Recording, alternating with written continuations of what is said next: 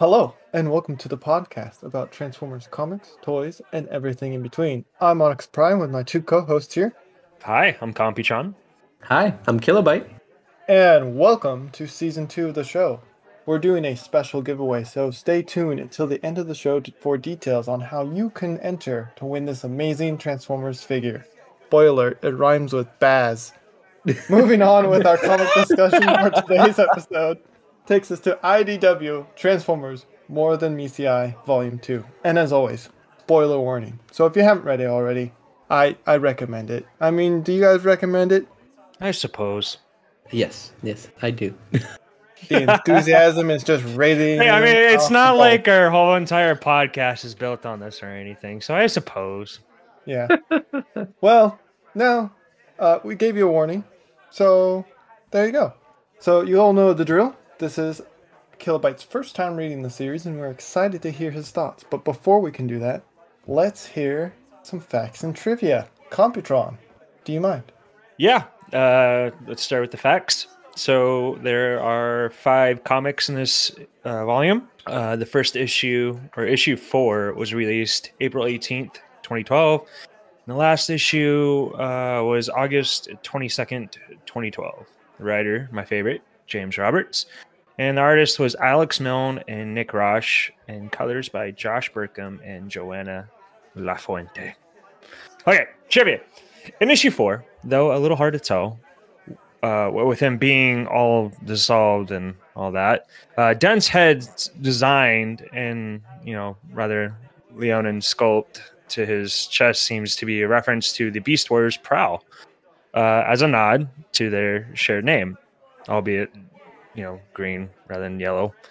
Anyway, a preliminary title for this issue was The Weeping Dead. Very fitting. Very good name.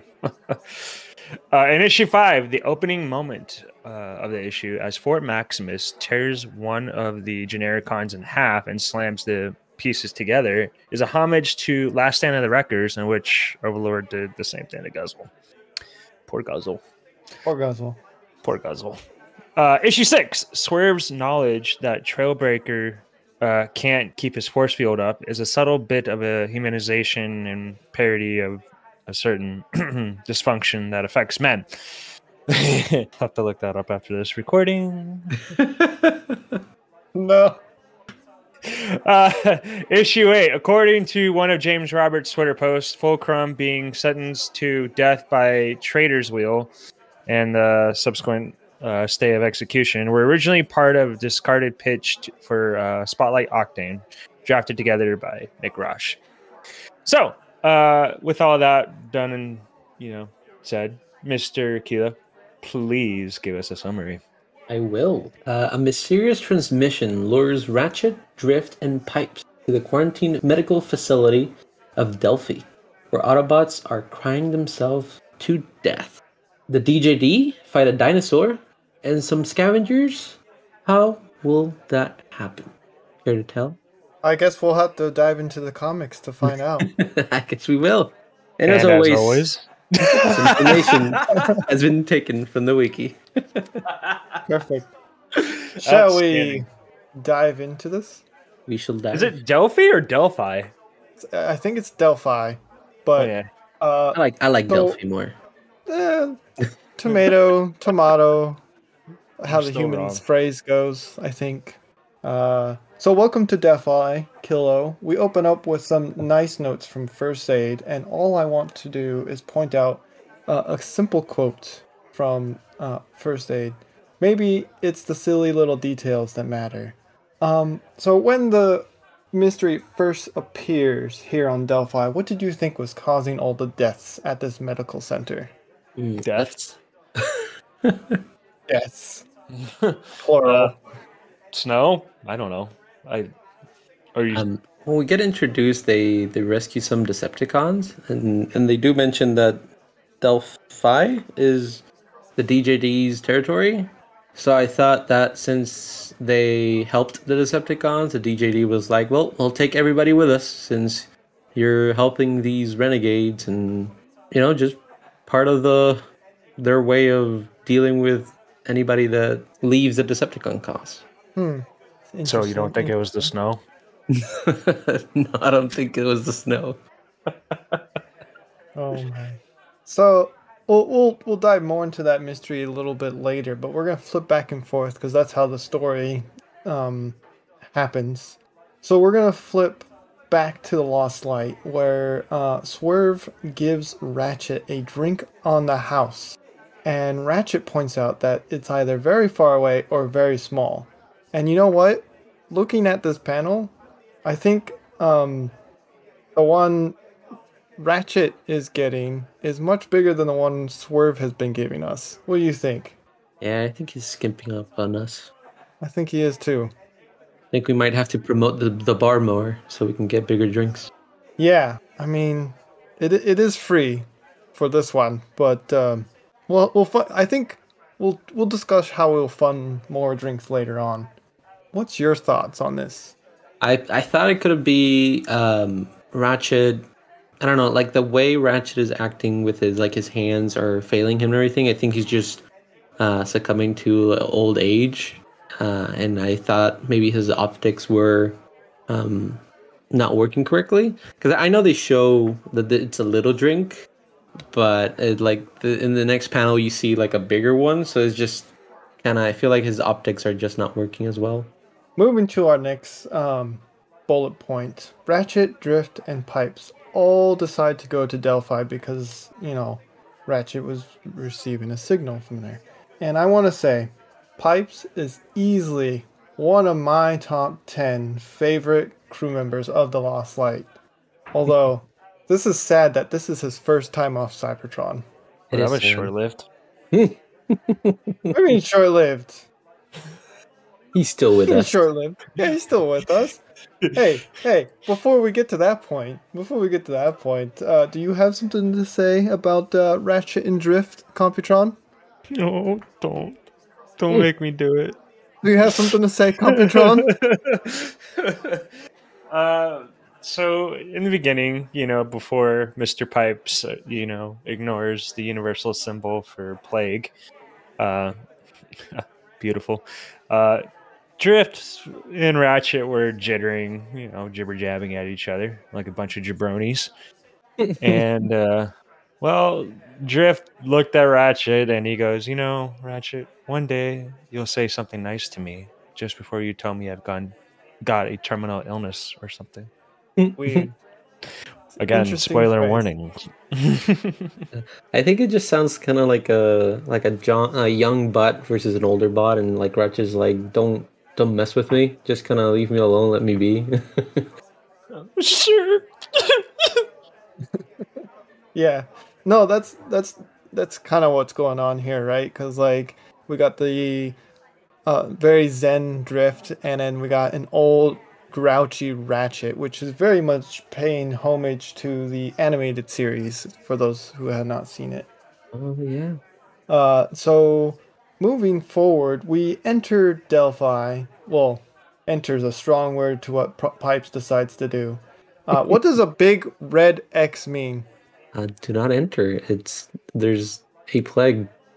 It's universal in like 10 billion languages. Haven't you know? Yeah. Except if you're a pirate, because X marks the spot. X marks the spot, and I think that's what Pipes was doing as he barreled into Delphi. Well, he hit treasure, that's for sure. Yeah, he hit something, didn't he? Computron, do you mind telling us a little bit what's going on here with Delphi? They were just having a good old, happy time, enjoying life, and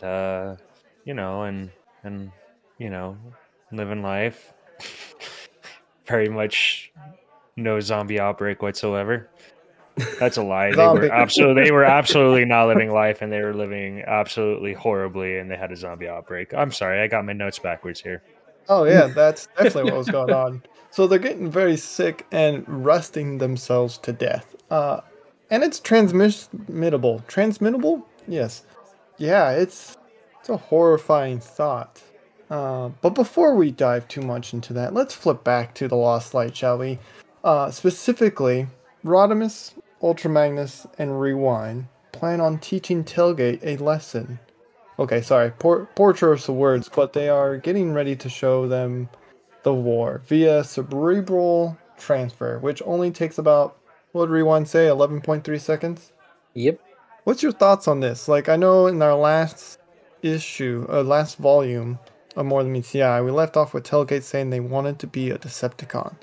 I feel bad for Tailgate because, yes, he heard one side of the story, and now he's seeing the other side of the story, and it kind of makes him change and not be a Decepticon anymore. But it's like pretty harsh because he gets to see everything the Decepticons did. Like if he was living it there, I'm like, that is rough.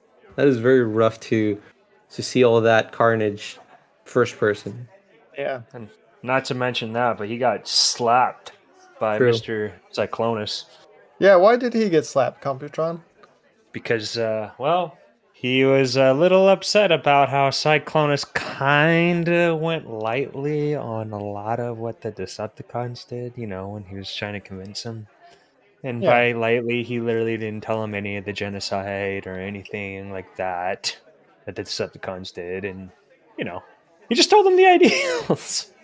But, yeah, that, No. I guess you can say, kind of made Tailgate a little frustrated, which I guess is understandable. And Tailgate, with all of his might and strength, punched Mr. Cyclonus and Punch didn't is really a do strong anything. word. Didn't really do anything. And in return, Cyclonus introduced him to the back of his hand. And Yeah. I didn't know this, but apparently Tailgate can fly. Oh, my Primus. He also kicked him when he was down, like before he leaving the room, and I'm like, that's like overdoing it. He didn't do anything towards you. Yeah. Cyclonus and Tailgate have an interesting friendship. I say in quotations that no one can see me because this is an audio platform. But yeah, let's get back to the fun stuff. This is a little depressing. Looks like Pipes might be a little upset. Poor guy. This is his first time out and things are not looking too good with him. It seems he has caught some sickness.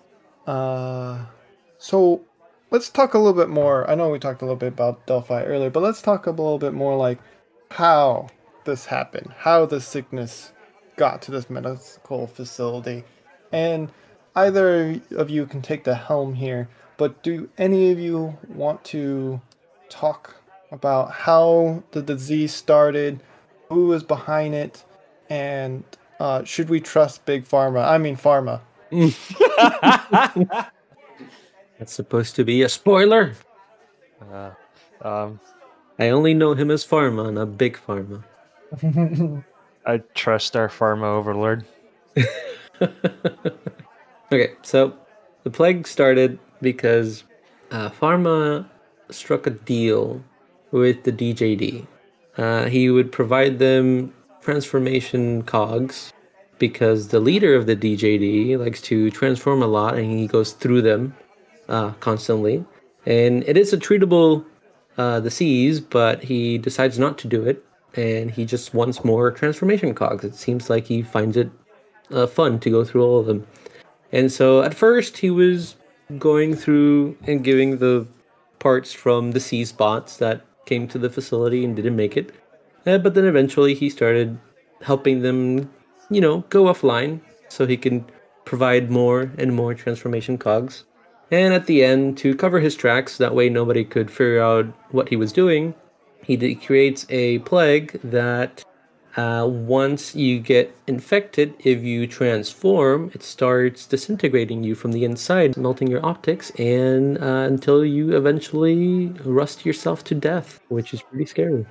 Yeah, well said. And it's definitely not a fun experience. It looks like as you kind of fall apart.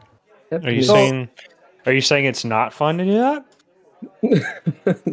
Probably not. My assumption is probably not. I have not experienced it, but I'm going to decide based on what I've seen here that it is probably not a good time. Not a good time. Not a good time. Yeah, very good wording right there. Not a good time. Not a good time. PM. So we have our three doctors that were originally at Delphi. We had Pharma, First Aid, and then we have Ambulon. I want to take a click to talk about Ambulon. Specifically, what he turns into and what his name means. Because Ratchet says all the best names are taken. So what does his mean? Caleb? It means that he turns into a leg. And so he's just... Not an ambulance? Nope, he's not an ambulance. He's ambulating? I forgot the wording, but pretty much means that he just turns into a leg, and that's all he can do. Yeah, he was part of a experimental combiner team, but he's the only one that survived, right? Yep. And he defected, and that's why he doesn't have any wheels or anything. He's just a leg. Makes sense. So, a little bit of whiplash here. Back on the Lost Light, Tailgate has decided to become an Autobot with help from Ultra Magnus, and I want to say, Tailgate's Autopedia is quite impressive. What's your thoughts? He has a lot of degrees. So many, it's unbelievable. Yeah. Computron? I agree. I don't know what to say. We'll throw some up on the screen. I'm surprised that with all the degrees and all the things he's helped do, like he helped like search for Luna 1, he helped expand, like I think he mentioned that he told I think it was Zeta Prime about expanding and do all that he went 6 million years and nobody thought to look for him after all the progress he was helping Cybertron do. Makes his life a lot sadder. But like Ultra Magnus says when they're getting ready to learn what it means to be an Autobot, he has trouble, and I find this hilarious, with the word fun. And is it fun? Is it fun? No. Wait, he has to write a 10,000 page essay, right? He has to read. He has to read a 10,000 page. And he has to go line by line explaining what it all means. Yeah. Line by start line, with the appendix first. Yes. And I like the part where Tailgate says there's some dirt on the table to get out of not paying attention. It's pretty hilarious. And then they go over the clause 1985, which is, I believe, thought warfare, which might be, what's the word? Shadowing. Foreshadowing. Especially since in the last issue, we ran into those big yellow bots that were screaming 1985. Interesting. 1984. 1984. Oh, yeah. Ooh. Yeah, one of those two. Yeah, one of those two. Definitely 84, I think. Anyway, can someone talk about Red Alert and what or who do they think they are hearing on the Lost Light? Like the first thoughts. The first time Red Alert talks to Rung about it, they quite can't understand what it is saying, and then eventually it says "kill me." So I wasn't sure what it could mean or what they wanted, but I don't know if that's before or after how we meet Fort Max. So I thought maybe Fort Max said something somewhere and somehow Red Alert heard it. Because throughout the whole comic, Red Alert says that he has the best hearing out of everybody. He can hear everything that everybody's saying. So I thought maybe Fort Max was in his room trying to just say, like, put me offline. Oh, interesting. That is an interesting theory. I like that. We'll come back to this. We'll circle back to this. So back on Delphi, though, we get a classic bad guy monologue from Big Pharma himself. Pharma himself. Computron, do you mind diving into this one? Yeah. So Pharma kind of essentially was killing his patients in a very not so fun manner. The reason being is that, well, like you said, Delphi was getting threatened to be shut down, and so Pharma and his galaxy brain here engineered a plague breakout, and he turns out that the two Decepticons that we saw in the beginning were just paid to play the victim, so they can detonate a bomb. A zombie bomb. Which I think it's an interesting bomb because it's based on sound. You had to hear the bomb go off to get infected. And I'm like, Right. that's an interesting take on like a disease because usually it's like either you ate something or you touched something. It's never like through out an audio source. So I thought that was very cool. I kind of like that they kind of took like you said, they took advantage of that. Like, hey, what's one way somebody can become a zombie that we've never really explored before? And some guy's like, what if we heard it? And Yeah. some guy on the board team's like, that's so cool. What if we heard the zombie and become the zombie? Yeah. No, yeah, I like the concept. It's very different, and that's why I appreciate the realism on their end, because like humans, they get diseases all the time, and it's slightly different, but us robots, it's much more complicated. Like it has to do with sounds, the frequency, and sometimes, yeah, we can get rust, but this is like a way more dramatic form of that, right? Yeah. So I really enjoyed the ending of this arc, and it's labeled appropriately How Ratchet Got His Hands Back on page 51. What is your thoughts of the whole Delphi arc? Really enjoyed it. I really liked it. I really like First Aid. Since the beginning with all his notes in his journal, made me like the character. So I want to see where he goes from here. Because Ratchet has appointed him the head medic, if I'm not mistaken. Yeah, Or the chief medical officer. Yes, because he liked what he saw there, and I'm very excited. I'm very excited to see where the story goes. Well, yeah, and wasn't First Aid at first a doctor before he had to go to become a nurse because he had OCD? No, he was a doctor, and then he got demoted by Ambulon for paying too much close attention to the little details, right? Yeah. Yeah. Yeah. He has a fascination with badges, right? Yes, he likes to. I don't know if he collects them, but I know he likes to look at the Autobot badges. All right. So, but before we move on to the rest of these comics in this volume, let's take a quick break to hear an ad from our sponsor, Garbage O's. Hey, Onyx, what do you have there? Garbage O's, they are fantastic. Can I have some? Of course you can. They have all your daily minerals and energon you will need throughout the day, all jam-packed into a delicious breakfast cereal. I can't wait to try some. You can find Garbage O's at your local Autobot factory, or if you know a bot named Swindle. If purchasing a Garbage O's products, you are therefore agreeing to the following terms and conditions. Garbage O's is not responsible for any Turbo Mice found in products. There are no refunds or exchanges. Oh, Primus, I forgot my faceplate was still on. And welcome back. Sorry about that. The drinks at Swerve's place ain't cheap. So, moving on. Fort Max joins the crew after the incident on Delphi, and it gets a much-needed therapy session with Rung, which might be a good idea. Oh, yeah, absolutely. Oh. Yeah. Everything ends very nice, and Fort Max becomes less suffering of his PTSD, and everybody lives happily ever after, and everybody keeps their faces. Absolutely.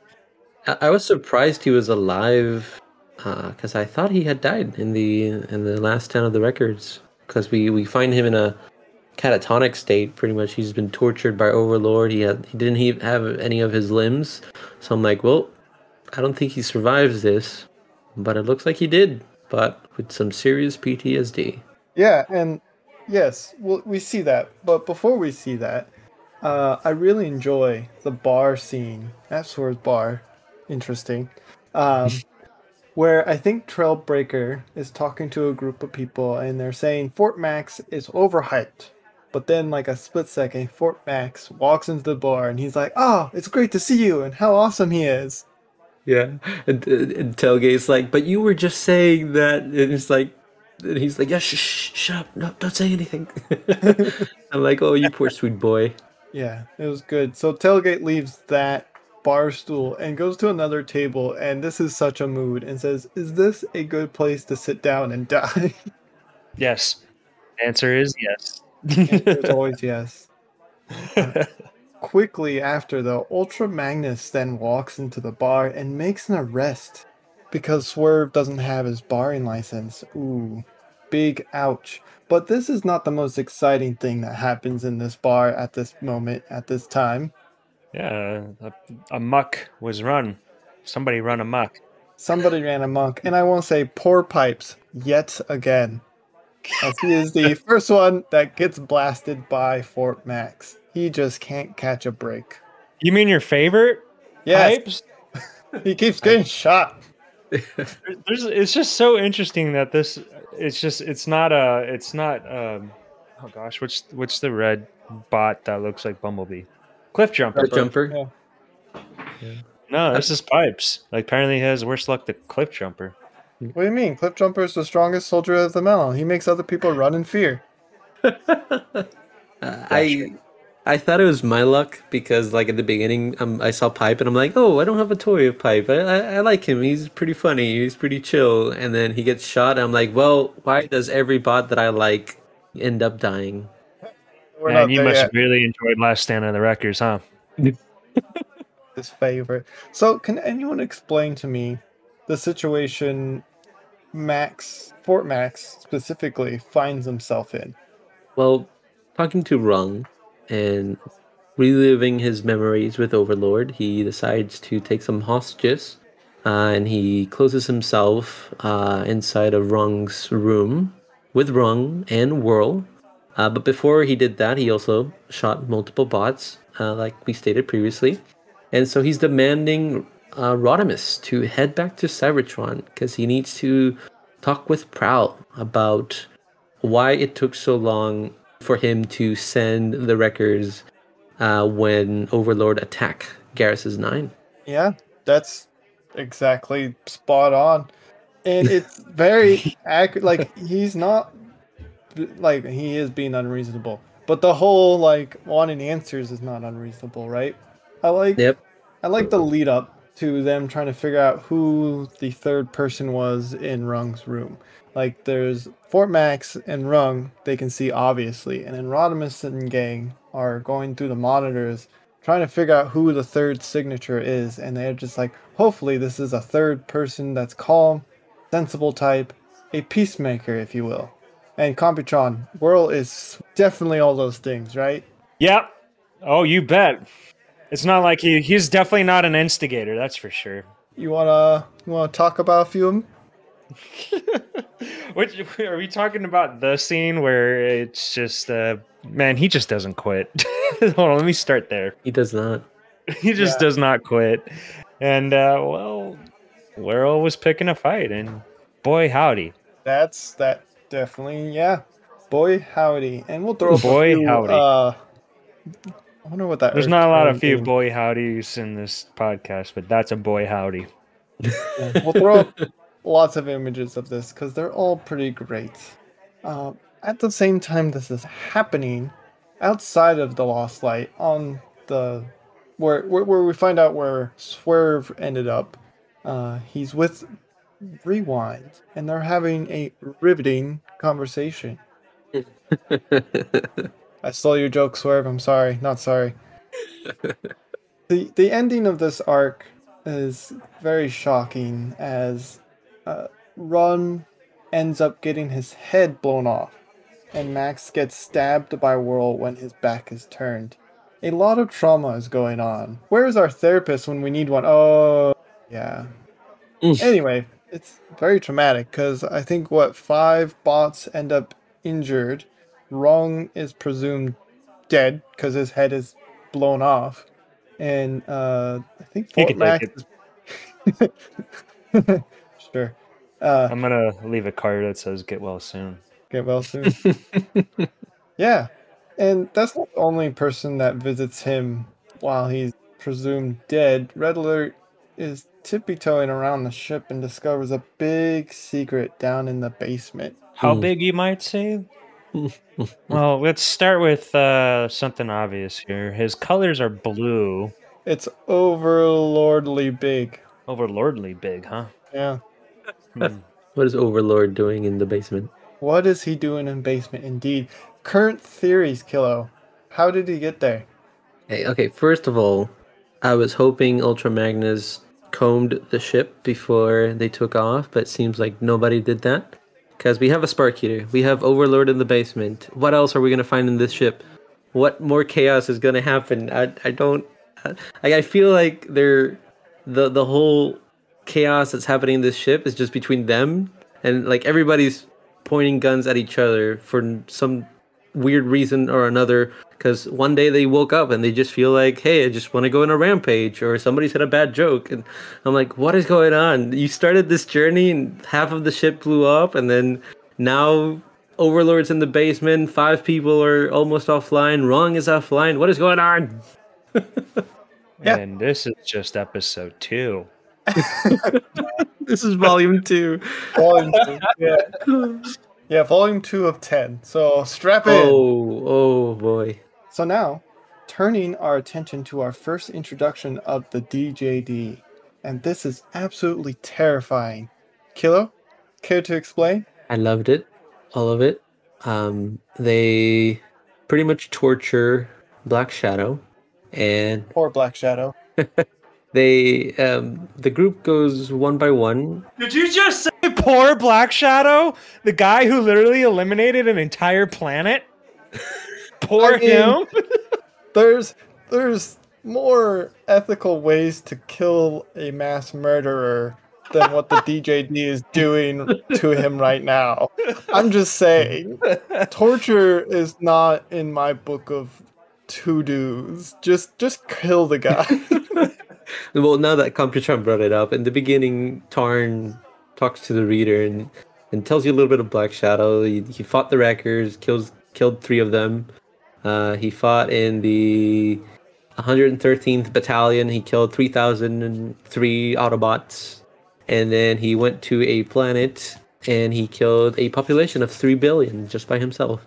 And then we find him in this position where he has his legs cut off. He's sitting in an electric chair. And Were they cut off or were they melted off? one by one, each member of the DJD, Helix melted him partially, not too much. Thesaurus grinded his legs, so he no longer has legs. Kaon electrocuted him. He turns into the electric chair. And then Tarn, as Tarn does, he keeps talking to him and explains everything that's happening. And eventually he says that people say that he can talk you to death. And behold, Black Shadow's spark explodes as Tarn is talking to him. So he literally talked him to death. It was amazing. Why didn't Vox get a hold of him? Like, I know they were showcasing everybody, but I was just curious about that as I was rereading this. Yeah, they didn't really show Voss's ability in this interaction, although they will later on in this volume. Yeah. Because they all had a bone to pick with Black Shadow. Yes. And the crime the Black Shadow did to end up in the DJD's list is he took, I think it was 3 million or 6 million Shaniks. Billion. 6 billion Shaniks from an Autobot group to destroy a bunch of Decepticons. And just because of that, DJD's list needs to be eliminated. Yeah, I mean, who wouldn't turn down 3 billion Shaniks? Am I right, guys? Am I right? I'm sorry. You're right. It was a 500 million. 500 million? Shaniks. Oh. Yeah. 500 million? I think I said too much anyway. That's a lot, but yeah. No, you do not want to double cross the Decepticons, especially you don't want to end up on that list ever. No, it's a terrifying list. And listeners, if you want to see a more in-depth video of this interaction, I think we have a link to that on our YouTube, where we slide by slide each comic with a voiceover. It's very interesting. So moving on, back on the Lost Light, Rung might make it. He might. Will he? But Red Alert decides to leave his discoveries of what he found on the basement in Rung's hand. Which is a poor choice. Poor choice, but then says goodbye. Then someone swipes it, and Kilo, I think you mentioned something about theories? Yeah, so they showed a blue hand swiping the drive, and I combed the comics just to make sure who has the blue hands.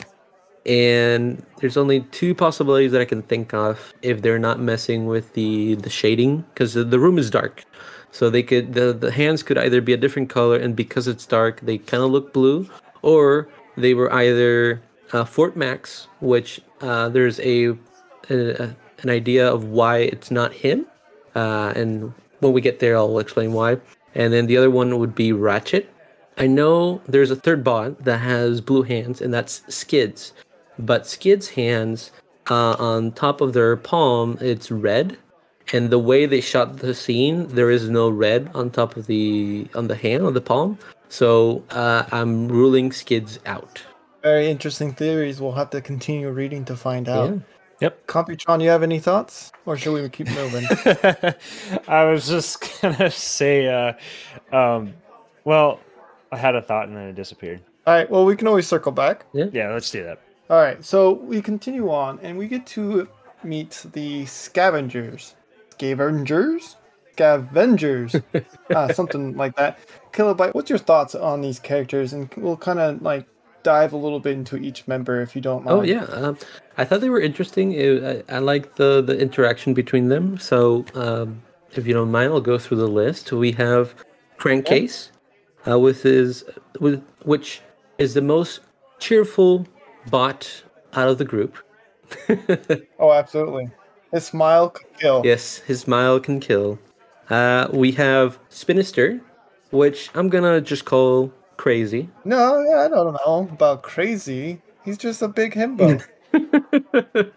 That's how they paint it, because he gets distracted by anything, and he kind of he was looking at his hands and he got distracted, and he's like, oh, hands. And so after that we have Flywheels, which I'm gonna say he has hyperflexia, which hyperflexia is when he can't say a lie without shape changing, which I find it funny because he says it's not true and he becomes a tank.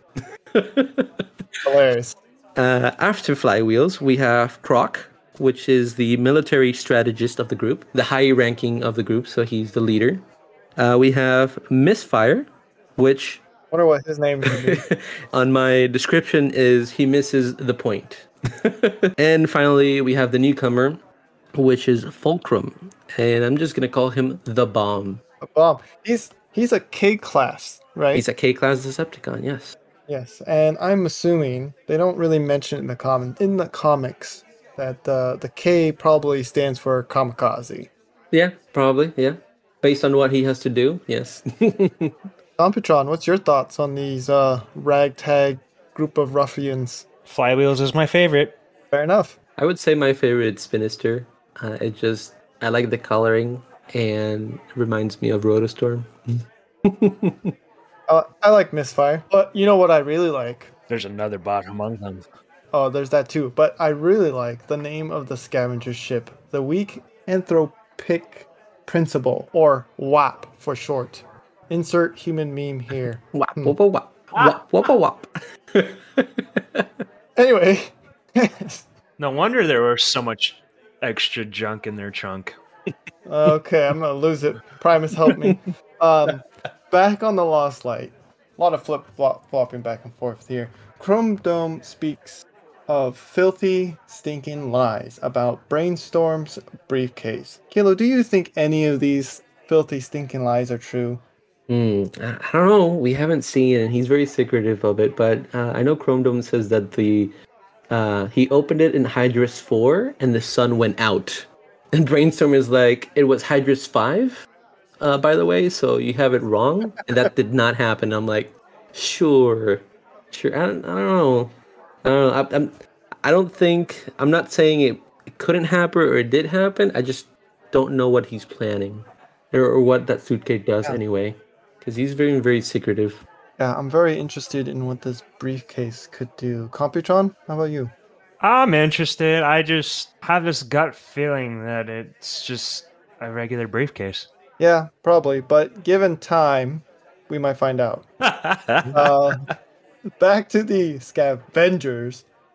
Finding a D-class World Sweeper. And, man, if you didn't know it was a Decepticon ship, I have no help to give you. That was a Decepticon ship?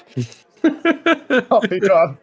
The interesting part is there are brains on the ceiling, protoforms in jars, and a special someone is on board. Someone so special that we assume the DJD has decided to show up. And who is that special bot? It's your boy. It's your favorite. It's Grimlock. Grimlock, yeah. So Such a special boy. I'm excited. We haven't seen him in a while. No, we haven't seen him in a good long while. Since the Maximum Dinobots, have we? No, yeah, that's true. In real time, when the comics are coming out, that was 3 years. Oh boy. Yeah, in human Earth years, that is. But Computron, the DJD are not here for Grimlock, are they? Sadly, no. Who are they here for? The Scavengers? Specifically, which one? Turns out they were here for Fulcrum. Interesting. Why is that? He deserted the battlefield. Okay, yeah. Okay. Which is surprisingly, because, to me at least, that Mr. Grimlock isn't that much of a threat as much as Fulcrum is. But, yeah, go ahead, send the Phase 6er after Fulcrum. I'm sorry, the 6 Phase 6ers after Fulcrum. Makes sense, yeah. Got a few, huh? So, regardless... I think Computron needs another drink. But regardless, the Scavengers come up with a plan that involves waking the big, beautiful dinosaur to fight the DJD. And oh boy, this should be good. Thoughts? Like, nothing could go wrong.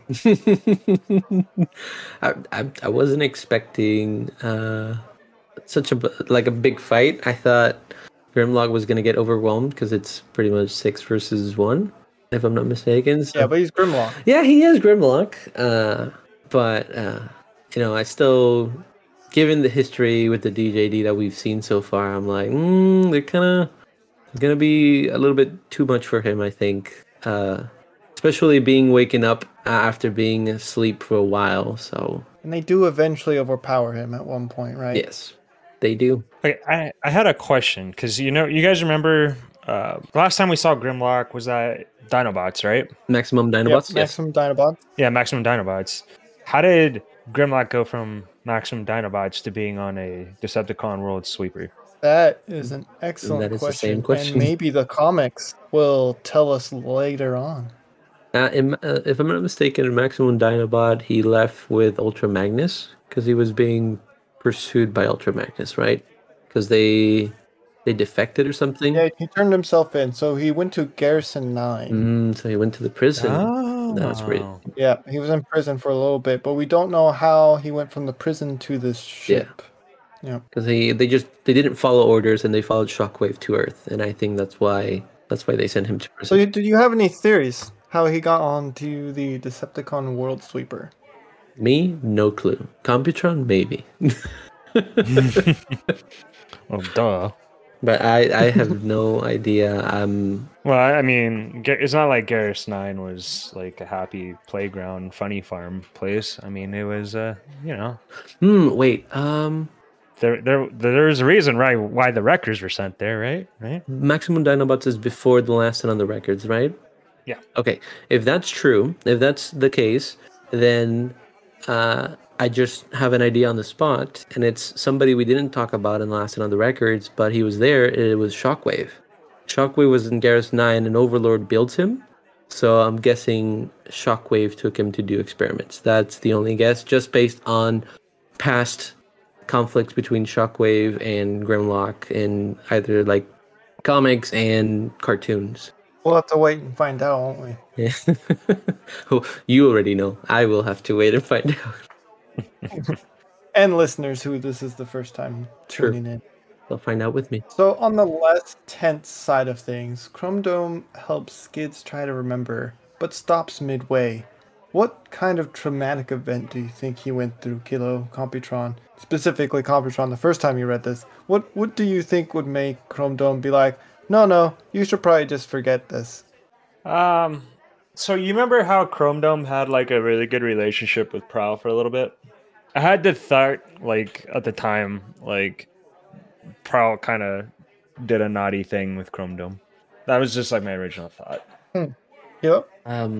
It's kind of hard to tell because This is the first time we meet Skid in the comics. Like we met him after the explosion, right? He suddenly appears with the big bots. So he's been lost, and based on the conversation they have here, he was supposed to be kind of like a peacekeeper, and he would travel and kind of keep the peace with everybody. So it must have been very, very traumatic for him to, like for his own body to like forget those and hide them from him. So I can't quite tell, but it might have been something with those yellow bots that were saying 1984 or 1994. Yeah, we'll have to keep reading. I like it. I think it's interesting. It's definitely because he's such a blank slate. It could be almost anything, right? Yeah. Yep. So on the more depressing side of things, back to the Scavengers. poor Flywheels. Yep. May he rest in pieces. My favorite. Gone. But classic Misfire misses. And Was it who was Yeah. it? Was it gosh. Which of the big boys was it? Is like, oh, Misfire, your name suits you well, or something like that. Ooh. I can't. It was one of that. I think it was I can't remember Tesserist. probably Tesserist, but we'll throw it up an image. It's oh boy, and Misfire's just like oh no. But then we get to see a little bit about Fulcrum, what he can turn into. Which I wasn't expecting at all. You weren't expecting a bomb, huh? I was not expecting a bomb. What do you think he turned into? I thought he was gonna be like another flyer, another jet, because he has like a helmet on that looks like a leather cap from human pictures I've seen, and kind of looked like he would turn into a plane or like a flying vehicle of some sort. Yeah, no, that's a good assessment. But we also get to see one of Voss's specialties, Computron, for full circle here. Yeah, Box has this thing where it's like he can like put his face on you. Very unsettling. Yeah, it doesn't look like a fun mask to wear. Okay, I'm gonna be honest with you. When I read these comics and I look at Box, I look at him, Boss. Sorry, I look at him, and then instead of calling him Boss, I just call him face hugger. Oh my goodness. That's what he is. That's true. No, it's accurate. But Kaon gets a signal and tells Tarn he knows where Overlord is. And instead of finishing this fight, and the fight they were obviously winning, decide to just leave. It's interesting. Very interesting. I was just surprised because when they did that, because it's like, wow, you guys really don't care about Grimlock? I guess not, because like explain it, but like, it's just weird. Yeah, they do explain later on why they just left, but it's just interesting. A fight that you were so obviously winning, you just decide to leave because Overlord's name is mentioned and you're looking for him. I don't know. I feel like worst case scenario, you can take the other people as prisoners. Yeah. Oh yeah, but that's not how they roll, right? Yeah. The thing is, like, they have a list. They're checking it twice. they have the list, and they have an order, and so if you're at the bottom, they just don't care about you. You're like worthless for them. So I feel like they like the thrill of the hunt, and they like bigger praise so that they can overpower them. So maybe that's why they're like, you guys don't matter. Yeah, definitely heavy vibes from that. And my last note here says Necrobot, and I know his name was thrown around earlier by the Scavengers, but do you believe in the Necrobot Kilobyte? I think we get a preview at the end, right? Yeah. Do you think that is the Necrobot, or do you think that's just some bot? I think it is the Necro, but he has some interesting names on his little data pad, so I don't know what the Necrobot wants to do. Who's on there? It says Hound, Chrome Dome, Dipstick, Drift, Ultra Magnus, and Flywheels. So Oh boy. I don't know what the plan is, but I don't like. Do you think they're dead, or we just don't know? Based on what happened here, you could assume they're dead, but I don't know. It could be. I would say that it might be like a list of either bots that are gonna die or that have died. Petron? They're dead, Jim. They're dead. I don't know. It's something we're gonna have to see, right? Because I think to me, when I first read this, I thought it was kind of like a throw off, kind of like a red herring, because one, Ultra Magnus isn't a person; it's a title, right? Well, we don't necessarily know that 100%, but yeah, it has been a little bit mentioned. What was it with Rom versus the Transformers? Yeah. Ultra Magnus died in that one, right? So I thought when I was first reading it, I was like, oh, okay, they're trying to throw me like a red herring when he probably was writing down like that Ultra Magnus or something like that. Like I wanted to call off the red herring, and that I was playing the devil's advocate with that one. But it's interesting because you have an assortment of Decepticon and Autobots in there, and I don't know, Dipstick is we're if they are a Autobot or Decepticon, but at least everybody else, Hound, Chrome, Dome, Drift, Ultra Magnus, those are all Autobots. And then you have Flywheels, which is a Decepticon. So I don't know if there's like a specific character or like that they're looking for, or if it's like a list of like they're the Grim Reaper, and so they're just getting the lost sparks and taking them back, whatever. Yeah, no, that's all good thoughts, and I can't wait to find out more. That's the last of my notes. Are there any notes that we skipped or anything we want to circle back to and talk about? I want to say my favorite quote out of this entire comic, and then I'm ready to call it a day. There was a time where I think who was it? It was it Pipes and Drift were talking, or Pipes and Ratchet were talking, or something. I forgot what it was, but anyway, they were talking about how Swerve witnessed the DJD torture somebody, and I think Pipe said, "Well, Sir said that it was the worst thing that has ever to happen to him." And I think Ratchet goes, "What, seeing the DJD?" And Pipes goes, "No, not being able to speak." Because the reason why is that after Swerve witnessed the torture of the DJD, he was just an awestruck for 6 months and couldn't even speak. The whole joke was the worst thing out of that whole experience for him was he couldn't speak. Yeah, he likes talking, and talking is thing so much so he thinks he can keep secrets. And I think we saw that when he was trying to talk to Rewind out when they were riveting the ship. Yeah. Something about the golden discs. What was it? The golden disc. Something about Trailbreaker force field. You know, secrets. So Rod Star rating. Who wants to go first for Rod Star ratings? I can do it. I like the zombie outbreak, and I like the uniqueness of this zombie outbreak because it's not something that you'd think would happen. It's not a plot that has been used before. This is one of kind of like my favorites, and so I'm gonna give it a 4.5 out of 5. I really enjoyed it. I had fun. I met new characters. I met old characters, and all the introductions were very cool, very fun to see, and there's a lot of plot points and things that I'm very interested in finding out. So I'll just give it a 4. Yeah, I can't find anything wrong with this. I'm gonna give it a 5. Ooh, you're second 5. Yeah. Again, it won't happen often, but I think the only thing that was wrong is I wanted more Grimlock. I want more Grimlock too, but we'll get there. For what we did get of Grimlock, it was spot on. Yeah. Which is something very important is that they say that he's not fully there or something like that. So he's like not talking in full sentences like we saw him in Maximum Dinobots. So I think that's going to be very interesting and very important later on. Absolutely. So, listeners, what did you think of these comics? How many Rod Stars would you give it? Let us know by leaving a comment below. Alright, let's talk about the current giveaway we are doing. In celebration of Season 2 of the podcast, we will be doing a wonderful new giveaway. Unlike any giveaway you've seen before. No, that's probably not true.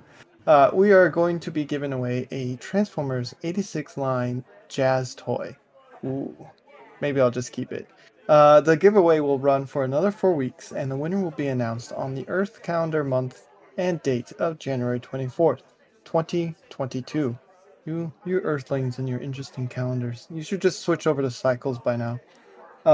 Here's how to enter. First, you will need to subscribe to our YouTube channel, check for me, and follow us on Twitter for a single entry each.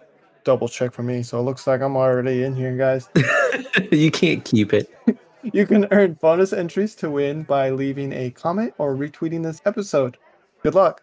Ooh, plot hole. Maybe I'll retweet this a bunch of times. Do you think that'll work? No, I've put you down on my list of no's. So we don't have any emails today, but if you would like to get in contact with us, you can send us an email at swervesbarpodcast@gmail.com. Are you ready for Robots in the Sky, Volume 2? Ready? See where this goes. Fantastic. Yeah. Computron, do you mind taking us out? I suppose. If you enjoyed this episode, consider sharing it with your friends and subscribing. We hope you are all staying safe out there, and thank you so much for listening. And from all of us at Swerve's Bar, we wish you a happy holidays. Happy holidays. Happy holidays. And, as always, till all are one. Till all are one. Till all are one. Follow us on Facebook and Instagram at Swerve's Bar Podcast. You can also find us on Twitter at Swerve's Bar. If you are interested in more content, try checking out the spin-off D&D Transform and Rollout Rise of the World Killers. Let's tune in for a preview now. Can I just sneak around this guy and just like hit him in a kneecap or something? I'll allow it if you can roll a good enough stealth. It's going to be high. I'm gonna kneecap this boy. Nat 20. Exhilarating. There is also a YouTube channel with bonus content. Link will be provided below. End transmission.